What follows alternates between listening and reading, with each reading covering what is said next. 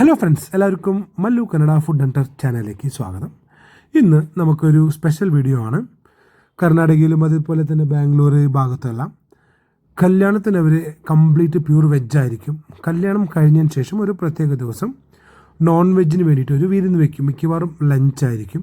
അപ്പോൾ അതിൻ്റെ വിശേഷ വീഡിയോ ആണത്. അപ്പോൾ ആ ലഞ്ചിൽ എന്താണ് ഇവിടുത്തെ നോൺ വെജ് ലഞ്ചിൻ്റെ രീതി, അതേപോലെ തന്നെ എന്തൊക്കെയാണ് മെനു എന്നുള്ളതാണ് നമുക്കിപ്പോൾ ഈ വീഡിയോയിൽ കാണാൻ പോകുന്നത്.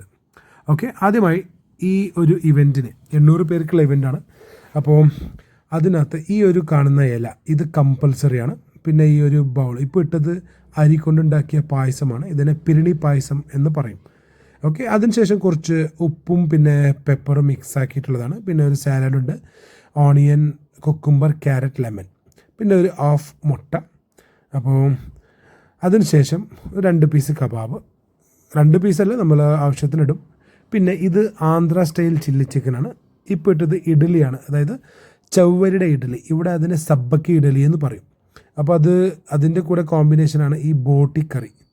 പിന്നെ ഇട്ടുന്നത് മട്ടൻ കറിയാണ്, മട്ടൻ സാമ്പാർ എന്ന് പറയും ഇവിടെ, കർണാടകക്കാരുടെ മട്ടൻ സാമ്പാർ. അതിൻ്റെ കൂടെ നമുക്കൊരു രാഗി മുദ്ദ കണ്ടോ, ഇതാണ് രാഗി മുദ്ദ, അതായത് രാഗി കുഴച്ചെടുത്തൊരു മുദ്ദ ഉണ്ടാക്കുന്നത്. അപ്പോൾ അതും മട്ടൻ കറി ഇവിടുത്തെ വളരെ ഫേമസ് ഒരു വിഭവമാണ്. അതിനുശേഷം നമുക്ക് വരുന്നത് മട്ടൻ ബിരിയാണിയാണ്. അപ്പോൾ മട്ടൻ ബിരിയാണിയും പിന്നെ നമുക്ക് സലാഡും ഉണ്ടാവും. ഇതും ഇവിടുത്തെ ഒരു ഭക്ഷണ രീതിയിൽ ഒഴിച്ച് കൂടാൻ പറ്റാത്തൊരു ഐറ്റമാണ്. പിന്നെ ഏറ്റവും ലാസ്റ്റിൽ നമുക്ക് വൈറ്റ് റൈസ് ഉണ്ട്. വൈറ്റ് റൈസിന് തക്കാളി രസമോ അല്ലെങ്കിൽ പെപ്പർ രസമോ കമ്പൽസറിയാണ്. ഓക്കെ, അങ്ങനെ ഭക്ഷണമെല്ലാം കഴിഞ്ഞു പുറത്തേക്ക് വന്ന് നമുക്ക് ഐസ്ക്രീം കൗണ്ടർ ഉണ്ട്. ഇവിടെ നമുക്ക് സ്ട്രോബെറിയും പിന്നെ വെനില മിക്സ് ഐസ്ക്രീമാണ്.